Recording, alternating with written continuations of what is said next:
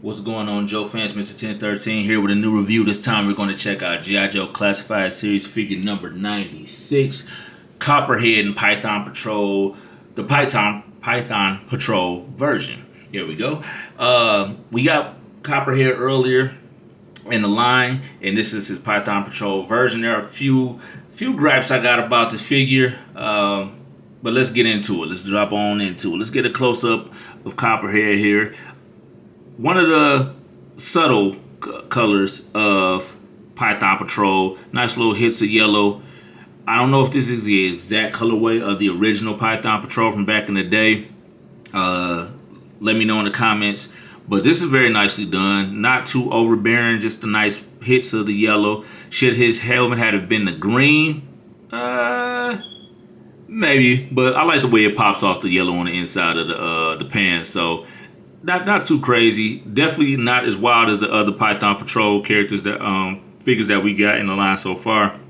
Again, I think the bat with all that yellow or whatever, which one it was just bright as hell.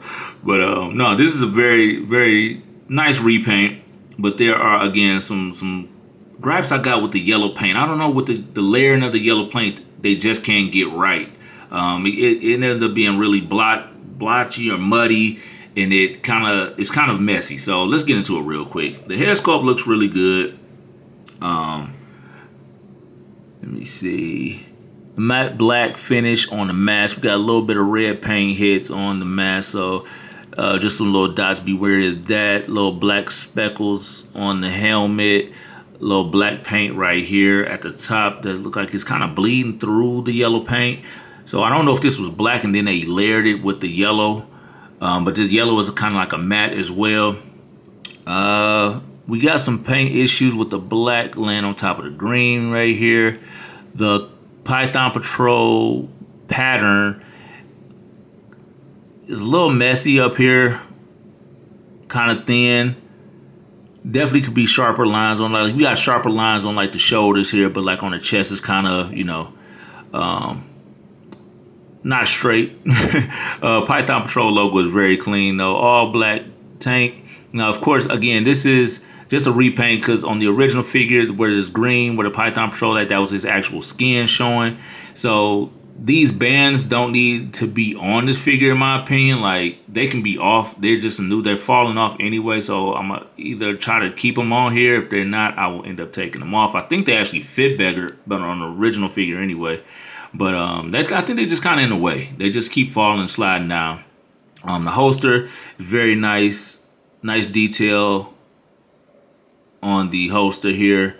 Red paint over the black again. So the red is having the same issue as the yellow. It's kind of muddy. You know what I mean? And you can see some black coming through on there. So not the best of quality on there. The gloves look really good on both sides. Then you got the legs down here. You get some of that muddy yellow going on down here. Some green coming through.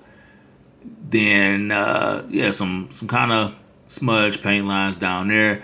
Other than that, all black boots. Yeah, so it's just something about this yellow. I don't know if the type of yellow paint, their yellow and red paint they use on some of this stuff, we're trying to lay it over the black that gives it that muddy or that low quality look. But yeah, we probably want to update that. Real quick too, about the holster that's going around, I think it's actually glued right here so it doesn't slip all the way off, because you can see it's kind of loose. But it doesn't slip all the way off, which is kind of cool that they did just kind of glue it right there. And so it doesn't like completely fall off the figure. But we do not get that nice gold belt buckle right there as well. Let's get an articulation. Head does a full 360 up and down. Arms go out. Butterfly hinge. Bicep. Double jointed. Elbows, twist at the glove, hinge at the glove. Nice little ab crunch right there. Twist at the waist there. Drop down, hinges, thigh twist, double jointed knees. Twist at the top of the boot, ankle rocker, and pivot. And mine's kind of flimsy here, y'all. Mine's kind of flimsy. Let me know if you guys if your figures are kind of flimsy at the top joint of the knee. Mine is kind of looser than I would like it to be. The bottom joint seems pretty okay.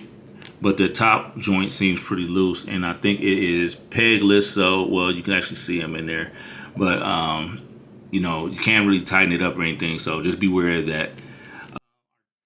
Let's get into some of the accessories that Copperhead came with. So he comes with a very nice version of the pistol he came with. I believe the other one was silver, but this time we got a nice gold metallic paint job on the pistol. The big dirty Harry 57 with the scope on it. So very nice touch with that. I like that gold and black. That looks really good. On his machete as well. He has some blood stains on here. So I thought that was kind of neat. I don't recall the other one having the blood on there. If he did, let me know in the comments. I didn't want to go downstairs and break the other one out. Maybe I should. Maybe I should start doing that, comparing the two variations of the figure. Let me know if you like that too.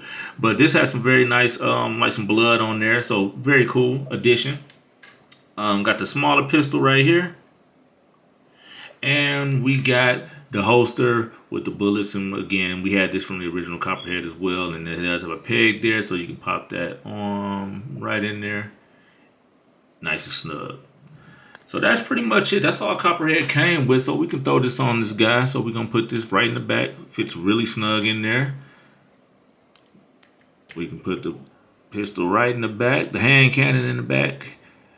We can peg that right there. Very nice. We got the smaller pistol. And I'm glad that I really like the textures they put on there. You know what I mean? Just like those little details. Those look really good as well. And this pops out here as well. So you can actually put that and snag that in there. And then on the side here, we have a holster for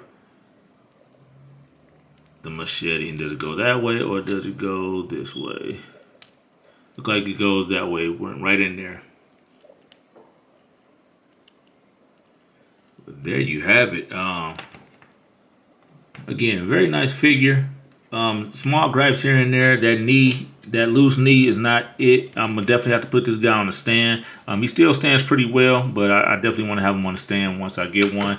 Box art, we see Copperhead in that same little pyramid in the jungle. So wherever that Cobra headquarters is, whatever that they got going on, we see that in a few backgrounds as well.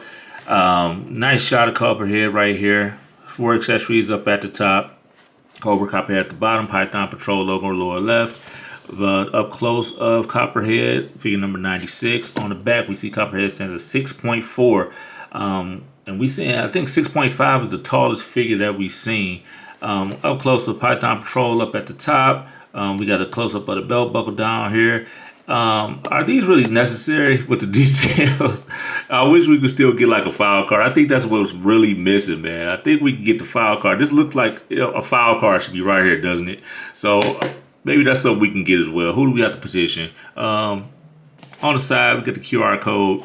Oh, we also have his icons at the very bottom. And that's pretty much it for Copperhead. Again, decent repaint. Python Patrol has come together pretty well so far. We got a whole bunch of figures. When we had Cobra Island, we got the Night Force coming into play. We got the Dreadnought. So a lot of sub teams are coming out as well. So that's always been a part of the Joe brand. Always been something I've been interested in as well. But there you have it. Thanks for liking, sharing, subscribing. Continue to check out the reviews. I'll catch you guys on the next one. Peace.